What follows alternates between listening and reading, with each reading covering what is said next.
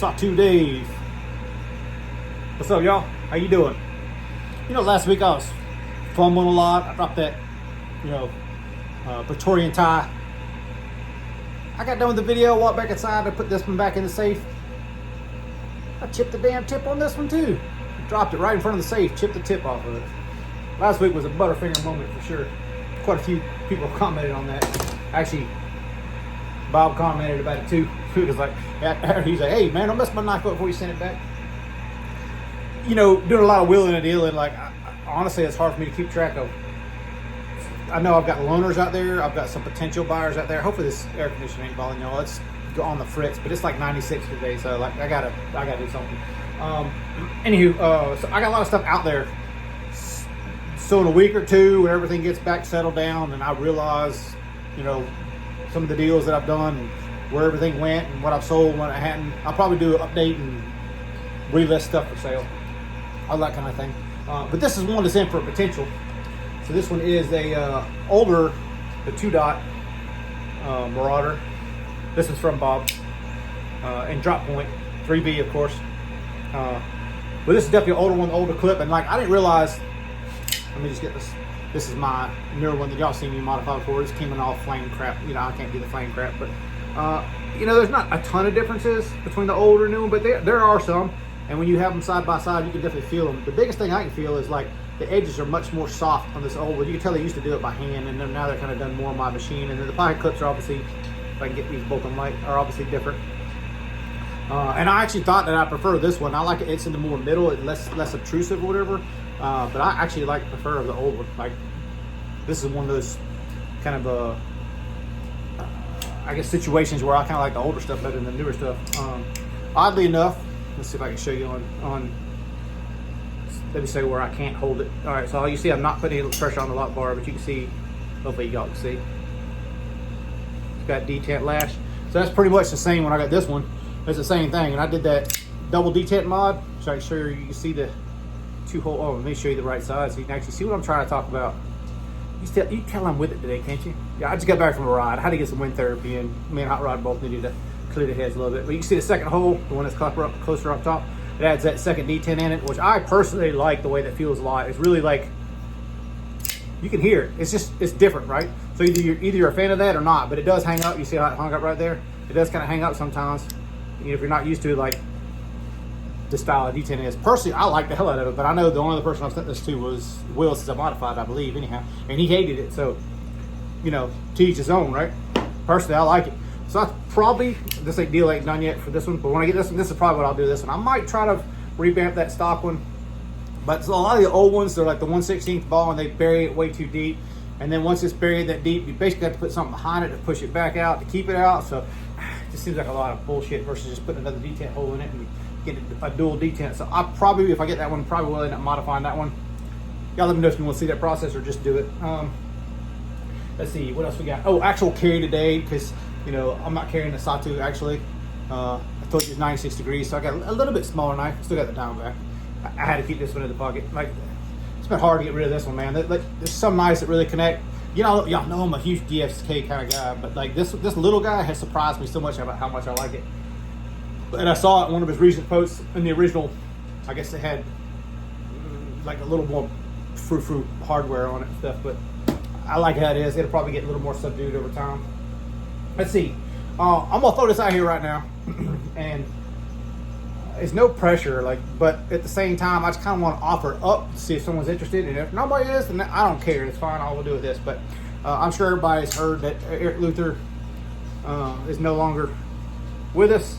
And this is one of his last builds. This is the one I got from Will. I remember that Will took a drummer to it, kind of scratched that little fuller up a little bit, but it's not. It's surface. It's not nothing major. I know me personally, if I did something with it, I'd blast the whole blade and acid edge it. All that kind of thing. I'd probably soften some of the edges and that sort of thing. But before I go and hacking up some of the man's last work, like, you're not gonna be able to find another Warnock, I figured I'd offer it for sale. This is my thought on it. If you're a Warnock fan or a Eric Luther fan and you want some of his last work, which is what this is, I'll sell it. I'm not gonna sell it cheap. I'm gonna sell it from the same price it probably was new. So I'm asking $1,000 for it. If you want it, it's offers good until the day after Halloween. So the 1st of November, offers off the table. But I'm gonna leave it for sale for someone who's actually a fan of Eric Luther and his work and wants it. It's basically, other than the scratches on it, it's more or less a new knife. I mean, I've cut with it a little bit. I don't know what Will's done with it and what he hasn't done with it, but knowing Will, he took real good care of it as well. So otherwise, pretty much in new condition, war not. I don't think I've even been inside this thing yet. So it's sick knife. I really like the knife, don't get me wrong, but I haven't done a ton with it, and mainly because of me, I was going to modify it. I just haven't got around to modifying it yet. So if it is something of interest to you, hit me up. Instagram or YouTube is probably the best way to do it. So I think my brother Steve said it best, like, I'm still going to do stupid purchases. Like, I'm still going to buy dumb shit. Well, hands down, that's me. I bought 2 this week. The first one, I think I might run over there and grab it, but this one's of more interest to me and the Modern channel. Will's let me borrow the large bush folder 1, this half-reed blades. And I've seen this 2 at Blade Show for the last 2 years, I think. They had a prototype at 1, and then they had a production mini or early production or whatever you want to call it. But these just got released. So they were supposed to ship on the 21st. I actually got mine on the 21st, which is freaking awesome. So Monday I got it. This is unique because it's not a liner lock. It's kind of sort of like a Demco, but it locks up in the pivot like that, and you have to pull this lever back to get it to disengage. It's a strange lock system, right? It's a pretty robust blade. It is hollow ground. It is 3V. So, you know, the hollow ground 3V, they got my attention right away. You can tell probably by looking at it that I've already put it to use, try to test it out a little bit. And yeah, there's some hot spots. So my thoughts on it initially is, I like the knife. I'm not so fond of the G10. Imagine that, Evan. This is hopefully gonna stay here, but it might end up with you. We'll see. Maybe I should send it to you before I modify it. But hey, the action is like, it's not frame lock, detent, but it's not like, I don't know, the Demcos that I've handled, I didn't really particularly care for the action on these, but it's more similar to those than it is the frame locks, I would say. So you got thumb studs and filler holes, both sides, and then an indexing spot if you use indexing, if you do indexing. But I've never had this one apart, so I kind of thought for something cool like this, that I would just pop it off on camera for the first time. So let's flip this sucker around and pull it apart and do a little breakdown. All right, hopefully y'all back with me. Guess we'll see at the end. I'm kind of doing this, I'm on this side of the camera. This whole stuff's in front of me here, so I can't see as good. So I'm gonna try to keep it in frame, but I can't guarantee. Once again, never taking this knife apart. I have no idea what I'm getting into. The thing that intrigues me the most is this spot right here. You see how this looks like it's a hex there with a screw inside? But you know, looking at it, I can't see what it goes to.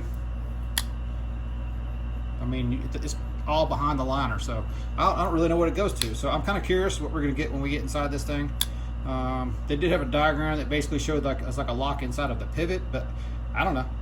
Let's see if we can get this part back together. So most of the time, old school wise, yeah, I'm gonna need another T15. So let's try to break from this side, see what happens. Yeah, all right, so we're free spinning, so off to a great start. Let me grab another T15. Y'all bear with me 1 second. Hopefully the audio don't suck too bad for y'all. Find another T15. Let's see. There we go. All right. Another T15.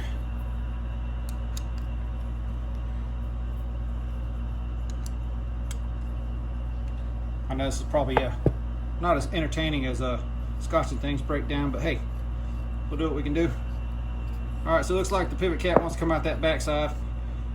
So we'll just take it out the backside. I like to take my knives apart from this side. I don't know why. Maybe it's just a habit thing or something. I don't know. I think the rest of this is T8. I can't tell. It doesn't look like this goes in through the knife, but maybe into the scale. So we're gonna do this all together.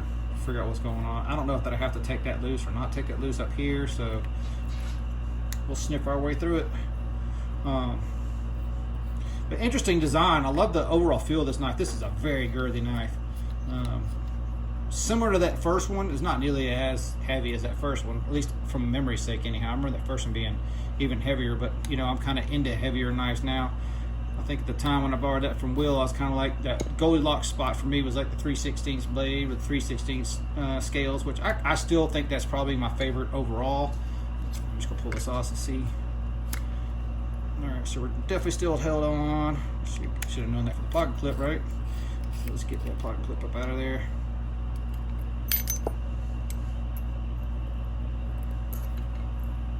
Just try to keep order of everything. I like to put the screws in the same spot they came out of.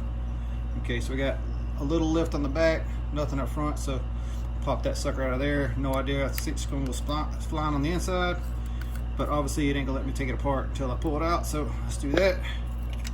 All right, here we go. All right, that's definitely not what I expected to see on the inside of it. That's definitely unique. So they call those a mega springs or whatever. Seem like a very similar to like a, what do you call it, Benchmade or something like that, other than it's attached to this lever up here. Huh, it's definitely interesting. Huh, all right, well, I guess the lock is all right there. Let's see if I can get it closer so y'all can see it. Maybe, maybe not. See it engaging the pivot, then out.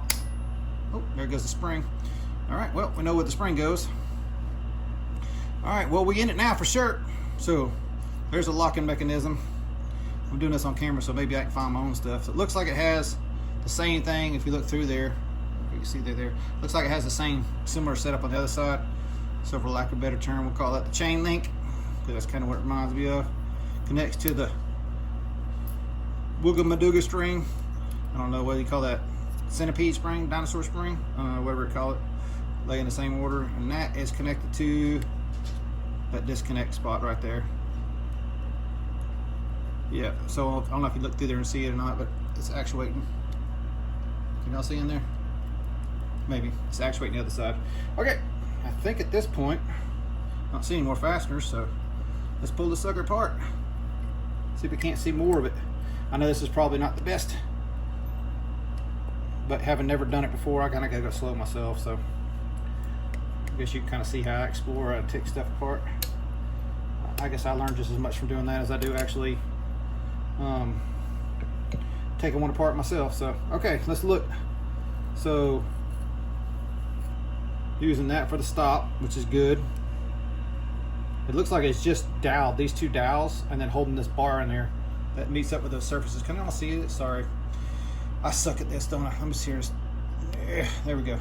All right, let's see. Hopefully y'all see still. So this is the stop there. As you pull this lever back, it's pulling that spring. Let's see if we can figure this out here. I'm just connecting it to the other side. I just want to get the working mechanism part of it down. So this is basically a crossbar lock. You see how it's sitting in there like this? The spring's holding tension on it, so it's going to lock it in place. It locks it in here in place, in that position right here. Hope you can see that. And then when you take the spring, when you pull this back, it's pulling that lever up and back to here to allow that blade to move. So it's basically the same thing as crossbar lock. It's just locking on this side. It's basically the same thing. Like it's a fancier access lock. This stop's different, but I mean, pretty much the same thing as fancy access lock. Obviously, it's on washers. Well, that was interesting. I'm gonna pull it all the way apart, clean it, put it back together, kind of give you my thoughts, I guess. All right, now the struggle bus has fucking finally come to a stop. Have y'all taken apart Benchmades and struggle with Benchmades? This is a different level. This is one of those, you got to figure out order of operations, put this seat for that piece, and if you put that one in backwards, it doesn't work. It was a cluster. Hey, you know, what did you expect? You know, I don't know. I don't know what I expected either, but nice all lubed up. I understand the knife better. This was a little over 300 bucks. I believe Half Breed Blades is an Australian company. I don't think they make these. I think they're made in China. I'm fairly sure that's what they say it, but don't quote me on that. Feels like Chinese, put it that way. Before I took this knife apart, 100% planned on making a titanium scale for it, because the frag stuff, especially on the sides, kind of doesn't gel with me. I don't need the index divot. You know, just several little things I was planning on doing.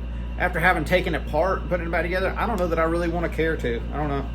I may and I may not. Like, I'm kind of a little disappointed it's just a bar lock. And if you saw how it actuated, it's kind of like, it reminds me of like T1000. Like, it's good in theory. A lot of the stuff they did on that knife was good in theory, but you get in practicality and like so many moving pieces, so many little bits, you're like, I don't know. To make something strong, to make it weaker, hopefully this makes sense. I'm gonna use this for an example. My wife just wanted levers put on her bike, so I got her some adjustable levers. I think they were like 3 or 4 way adjustable, and they got these dials. You can make the lever go in and out, all that stuff. The feel of them, not as good as the stock. The reliability of them, because they got more parts, pieces, and everything. Just to me, total junk. She likes them, hey, fine, whatever else, but to me, total junk. I wouldn't put them on my bike. And their name brand and whatever else. That's kind of how I think about this knife. Like, there's so many moving pieces and little things in this that, like, they're trying to make a bruiser more complicated for no reason, in my opinion. Make it a frame lock, be done with it. Simple, not a whole lot of moving pieces. Everybody understands them. They know how to tweak them, they know how to work them. Like, this is just kind of unnecessarily. Now, is the knife still cool? Yeah, it's still cool.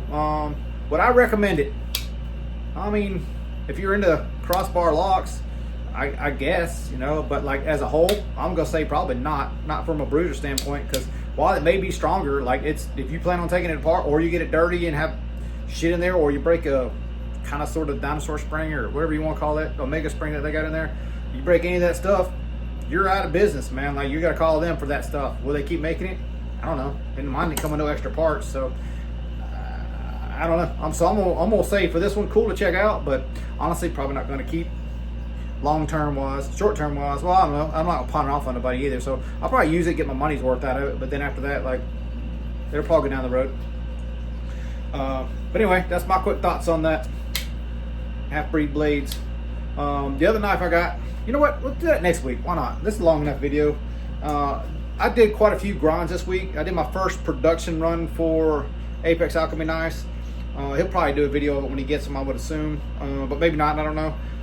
And that was interesting because I learned, I've never done production before, so I tried it several different ways to try to see if it was like a faster process or not. And yeah, I'm in the zone, I'm doing the same knife, like I basically did 9 of the same knife, so you know what you're getting when you approach it and that sort of thing, but like, I don't know, like, it was an interesting experience. But anyway, I didn't take video of none of that stuff because I wanted to send them back to Billy, and I did one for, is it Dark Water? Yeah, Dark Water. So he's Dark Water Actual, I think, or something like that on YouTube. I didn't even know he had a channel, so I just subbed to him. So if y'all have never heard of Dark Water or Dark Water Actual, go sub to him. And I think that's it for this week. So we'll leave it right here. I'll show you the other knife I got, which will probably surprise most of you. But I'll show you that next week. Why not? We gotta keep some suspense, right? All right, y'all be cool. Have a great week.